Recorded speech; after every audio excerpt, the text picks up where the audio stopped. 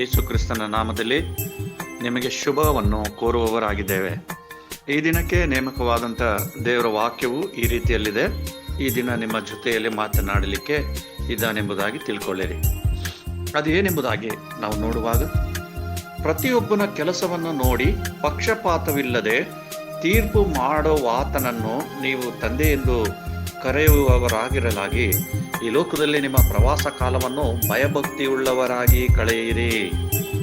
1 ಪೇತ್ರ 1:17 ಒಂದು ವಚನದಲ್ಲಿ ನಾವು ನೋಡ್ಬೋದು. ಪ್ರಿಯ ದೇವಜನರೇ, ಈ ವಾಕ್ಯವನ್ನು ನಾವು ನೋಡುವಾಗ ಈ ಲೋಕದ ಪ್ರವಾಸದಲ್ಲಿ ನಮ್ಮ ಜೀವಿತ ಹೇಗಾಗಿದೆ, ನಮ್ಮ ಜೀವಿತ ನಾವು ಹೇಗೆ ಜೀವಿಸ್ತಾ ಇದ್ದೇವೆ, ನಮ್ಮನ್ನು ಕರೆದಾತನ ಚಿತ್ತದಂತೆ ಈ ಲೋಕದಲ್ಲಿ ನಾವು ನಡೀತಾ ಇದ್ದೆವು. ಈ ಪ್ರವಾಸ ಕಾಲದಲ್ಲಿ ನಮ್ಮ ಜೀವಿತ ಹೇಗಾಗಿದೆ, ನಾವು ಭಯಭಕ್ತಿಯಿಂದ ಜೀವಿಸ್ತಾ ಇದ್ದೇವೋ ಅಥವಾ ದೇವರ ಸ್ವರಕ್ಕೆ ಕಿವಿಗೊಟ್ಟು ನಡೀತಾ ಇದ್ದೇವೋ, ಇವೆಲ್ಲವನ್ನು ನಾವು ನಮ್ಮ ಜೀವಿತದಲ್ಲಿ ಅಳವಡಿಸಿಕೊಳ್ಳಬೇಕಾಗಿದೆ. ಪ್ರಿಯ ಸಹೋದರನೇ, ನಿನಗೆ ಎಷ್ಟೋ ಕ್ರಿಸ್ಮಸ್ಗಳು ಈಗಾಗಲೇ ಕಳೆದು ಹೋಗಿದ್ದೇವೆ. ನಿನ್ನ ಜೀವಿತ ಹೇಗಿದೆ? ನೀನೊಂದು ಸಾರಿ ಆಲೋಚನೆ ಮಾಡಿಕೊ. ನೀನು ದೇವರನ್ನು ಸಂತೋಷಪಡಿಸುವಂಥ ರೀತಿಯಲ್ಲಿ ಜೀವಿಸ್ತಾ ಇದ್ದೀಯಾ? ಒಂದು ಸಾರಿ ನೀನು ಪರೀಕ್ಷೆ ಮಾಡಿಕೊ. ನಿನ್ನ ಅಂತರಾತ್ಮದೊಟ್ಟಿಗೆ ನೀನು ಪರೀಕ್ಷೆ ಮಾಡಿಕೊ. ಈ ನೂತನ ವರ್ಷದಲ್ಲಿ ಆತನು ನಿನ್ನ ಹೃದಯದಲ್ಲಿ ಜನ್ಮಿಸಲಿಕ್ಕೆ ಆತನು ಸಿದ್ಧನಾಗಿದ್ದಾನೆ. ಈ ದಿನ ದೇವರು ನಿನ್ನ ಜೊತೆಯಲ್ಲಿ ಮಾತನಾಡ್ತಾ ಇದ್ದಾನೆ.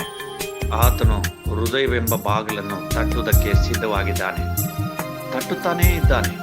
ಅದಕ್ಕಾಗಿ ನಿನ್ನ ಹೃದಯ ಎಂಬ ಬಾಗಿಲನ್ನು ತೆರೆದು ಆತನನ್ನು ಅಂಗೀಕಾರ ಮಾಡಿಕೊಳ್ಳುವರಾದರೆ ನಿನ್ನ ಜೀವಿತವು ಸಮೃದ್ಧಿಯಾದಂಥ ಫಲಗಳು ಕೊಟ್ಟಂಥ ಒಂದು ತೋಟದ ರೀತಿಯಲ್ಲಿ ನಿಂದಿರುತ್ತೆ. ಹಸುರುಗಾವಲುಗಳಲ್ಲಿ, ದಾವೀದನ ಕೀರ್ತನೆ 23ನೇ ಒಂದು ಅಧ್ಯಾಯದಲ್ಲಿ ನಾವು ನೋಡ್ಬೋದು, ಹಸುರುಗಾವಲುಗಳಲ್ಲಿ ಬೆಳೆದಂಥ ಮರದ ಆಗಿರುವನೆಂಬುದಾಗಿ ಹೇಳಿದೆ. ಅದಕ್ಕಾಗಿ ಪ್ರಿಯ ಸಹೋದರ ಸಹೋದರಿಯೇ, ಈ ವಾಕ್ಯವನ್ನು ಕೇಳ್ತಿರುವಾಗ ನಿನ್ನ ಜೀವಿತವನ್ನು ಪರಿಶೋಧಿಸಿಕೊ. ಜನರು ಈ ದಿನ ನಿನ್ನನ್ನು ಒಳ್ಳೆಯವನಾದರೆ ಒಳ್ಳೆಯವನಂತಾರೆ, ಕೆಟ್ಟವನಾದರೆ ಕೆಟ್ಟವನಂತಾರೆ, ನೀನು ಹಾಳಾಗಿ ಹೋದ್ರೆ ಹಾಳಾಗಿ ಹೋಗಿದೆಯಾ ಎಂಬುದಾಗಿ ಹೇಳ್ತಾರೆ. ಇದೇ ಒಂದು ವಿಚಾರದಲ್ಲಿ ನಾನು ಕಳೆದ ಒಂದು ಆಲ್ಬಮ್ನಲ್ಲಿ ಬಾಳು ಒಂದು ಸಂತೆ ತುಂಬ ಚಿಂತೆ, ಹಿಂದ್ಯಾರಿಲ್ಲ ತಂದೆ ನನಗೆ ಮುಂದ್ಯಾರಿಲ್ಲ ತಂದೆ ಅನ್ನುವಂಥ ಒಂದು ಜಾನಪದ ಶೈಲಿಯಲ್ಲಿ ನನ್ನ ಹಾಡನ್ನು ಬರೆದೆ. ಅದು ಎಷ್ಟು ಆತ್ಮಗಳಿಗೆ ದೇವರು ಕಾರ್ಯ ಮಾಡಿದನೋ ನನಗಂತೂ ಗೊತ್ತಿಲ್ಲ. ಬಟ್ ದೇವರು ಖಂಡಿತವಾಗಿ ಅವರ ಜೀವಿತಗಳಲ್ಲಿ ಕಾರ್ಯ ಮಾಡ್ತಾ ಇದ್ದಾನೆ. ನನ್ನ ಕಾಂಟ್ಯಾಕ್ಟ್ ನಂಬರ್ ಈ ರೀತಿ ಇದೆ. ನಿಮಗೆ ಏನಾದರೂ ಪ್ರಾರ್ಥನೆ ಅವಶ್ಯಕತೆಗಳು ನಿಮಗೆ ಬೇಕಾದಲ್ಲಿ ನಿಮಗೋಸ್ಕರವಾಗಿ ಪ್ರತ್ಯೇಕವಾಗಿ ಪ್ರಾರ್ಥನೆಗೆ ನಾವು ಸಿದ್ಧರಾಗಿದ್ದೇವೆ, ನಾನು ನನ್ನ ಕುಟುಂಬವು. ಅದಕ್ಕಾಗಿ ಪ್ರಿಯ ದೇವಜನರೇ, ನೀವು ನನ್ನ ನಂಬರನ್ನು ಗುರುತಿಸಿಕೊಳ್ಳಿ. ಇದು ವಾಟ್ಸಪ್ ಕೂಡ ಇದರಲ್ಲೇ ಇರುತ್ತೆ. 9880983955 9880983955 ಈ ನಂಬರನ್ನು ನೀವು ನನ್ನನ್ನು ಸಂಪರ್ಕಿಸಬಹುದು.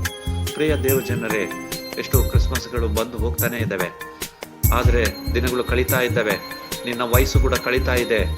ಆದರೆ ಇನ್ನು ಎಷ್ಟು ಕಾಲದವರೆಗೆ ನೀನು ಈ ಭೂಮಿ ಮೇಲೆ ಇರ್ತೀಯಾ ಅನ್ನುವಂಥದ್ದು ಆಲೋಚನೆ ಮಾಡಿಕೊ. ಇರುವಂಥ 4 ದಿನಗಳಲ್ಲಿ ನಿನ್ನ ಸೃಷ್ಟಿಕರ್ತನಾದ ಯೆಹೋವನಿಗೆ ನೀನು ಮೆಚ್ಚುಗೆಯಾಗಿ ಜೀವಿಸ್ತಾ ಇದೆಯೋ ಇಲ್ಲವೋ ಒಂದು ಸಾರಿ ನೀನು ಪರೀಕ್ಷೆ ಮಾಡಿಕೊ. ಯೇಸು ಸ್ವಾಮಿ ಲೋಕಕ್ಕೆ ಏತಕ್ಕಾಗಿ ಬಂದಿದ್ದಾರೆ, ಆತನು ಏತಕ್ಕಾಗಿ ಈ ಲೋಕದಲ್ಲಿ ರಕ್ತವನ್ನು ಸುರಿಸಿದ್ದಾನೆ. ಆ ರಕ್ತದಿಂದ ನಾವು ಈ ದಿನ ಈ ಜೀವವುಳ್ಳ ವಾಕ್ಯಗಳನ್ನು ನಾವು ಹೊಂದ್ಕೊಂಡಿದ್ದೇವೆ, ರಕ್ಷಣೆ ಹೊಂದ್ಕೊಂಡಿದ್ದೇವೆ ಅನ್ನುವಂಥದ್ದನ್ನು ನೀನೊಂದು ಸಾರಿ ಮೆಲುಕು ಹಾಕೋ. ನಾವು ಅನೇಕ ಸಾರಿ ನಾವು ಕ್ರೈಸ್ತರಾಗಿ ಎಷ್ಟೋ ದಿನಗಳ ಕಾಲ ನಾವು ದೇವರ ವಾಕ್ಯವನ್ನು ಓದ್ತೇವೆ ಮತ್ತು ಎಲ್ಲ ಒಂದು ವಾಕ್ಯಗಳನ್ನು ನಾವು ಧ್ಯಾನ ಮಾಡ್ತಾ ಇರ್ತೇವೆ. ಆದರೆ ವಾಕ್ಯದಂತೆ ನಡೆಯುವಂಥದ್ದೇ ನಾವು ಮರೆತು ಹೋಗ್ತೇವೆ. ಪ್ರಿಯ ದೇವ ಜನರೇ, ಈ ಒಂದು ವಾಕ್ಯ ನಿಮ್ಮ ಜೀವಿತದಲ್ಲಿ ಕಾರ್ಯ ಮಾಡಲೆಂದು ನಾನು ಆಸೆ ಪಡ್ತಾ ಇದ್ದೇನೆ. ಅದಕ್ಕೆ ಆತನು ಹೇಳ್ತಾ ಇದ್ದೇನೆ, ನಿನ್ನ ಚಿಂತಾಭಾರವನ್ನು ನನ್ನ ಮೇಲೆ ಹಾಕು, ನಾನು ಖಂಡಿತವಾಗಿ ನಿನ್ನ ಎಲ್ಲ ಚಿಂತಾಭಾರವನ್ನು ತೆಗೆದುಹಾಕಿ ನಾನು ನಿನ್ನನ್ನು ಅಭಿವೃದ್ಧಿಪಡಿಸ್ತೇನೆ, ನಾನು ಉನ್ನತಪಡಿಸ್ತೇನೆ ಎಂಬುದಾಗಿ ಹೇಳಿದ್ದಾನೆ. ಈ ಲೋಕದಲ್ಲಿ ನನಗೆ ಯಾರೂ ಇಲ್ಲ, ನನ್ನ ನೋಡುವಂಥವ್ರು ಯಾರೂ ಇಲ್ಲ, ನನಗೆ ಸಹಾಯ ಮಾಡುವಂಥವ್ರು ಯಾರಿಲ್ಲ ಎಂಬುದಾಗಿ ಲೋಕದಲ್ಲಿ ನೀನು ಚಿಂತೆ ಮಾಡ್ತಾ ಇದ್ದೀಯೇನು? ಯಾರೂ ಬೇಡ, ಯಾರು ಸಹಾಯ ಮಾಡುವಂಥದ್ದು ಬೇಡ. ಆದರೆ ದೇವರು ತಾನೇ ನಿನಗೆ ಸಹಾಯ ಮಾಡುವ ಆತನಾಗಿದ್ದಾನೆ. ನಾನಿದ್ದೇನೆ ಮಗನೇ ಮಗಳೇ, ನಾನಿದ್ದೇನೆ, ಐ ವಿಲ್ ಹೆಲ್ಪ್ ಯು ಅಂತ ಹೇಳ್ತಾ ಇದ್ದಾನೆ. ನಾನು ಸಹಾಯ ಮಾಡ್ತೇನೆ ಎಂಬುದಾಗಿ. ಅದಕ್ಕಾಗಿ ಪ್ರಿಯ ದೇವ ಜನರೇ, ಈ ನೂತನ ಒಂದು ಕ್ರಿಸ್ತ ಜಯಂತಿಯಲ್ಲಿ, ನೂತನ ವರ್ಷದಲ್ಲಿ ನಾವು ಕಾಲಿಡ್ಲಿಕ್ಕಿದ್ದೇವೆ. ಒಂದು ಸಾರಿ ನಿನ್ನ ಹೃದಯವನ್ನ ದೇವರ ಕಡೆಗೆ ಎತ್ತು ಆತನನ್ನು ಸಂತೋಷಪಡಿಸು. ನಿನಗೆ ಎಲ್ಲವೂ ಇದೆ, ಆದರೆ ದೇವರ ಆಶೀರ್ವಾದದ ನಿಧಿ ನಿನ್ನಲ್ಲಿ ಕಡಿಮೆ ಆಗಿರ್ಬೋದೇನೋ, ಆದರೆ ಖಂಡಿತವಾಗಿ ದೇವರು ನಿನ್ನನ್ನು ಆಶೀರ್ವಾದ ಮಾಡ್ತಾನೆ. ನೀನು ಎಂಥ ಪಾಪಿಯಾಗಿರ್ಬೋದು, ಎಂಥ ಒಂದು ಈ ಲೋಕದಲ್ಲಿ ಕೆಲಸಕ್ಕೆ ಬಾರದವನು ಅನಿಸ್ಕೊಂಡಿರ್ಬೋದು,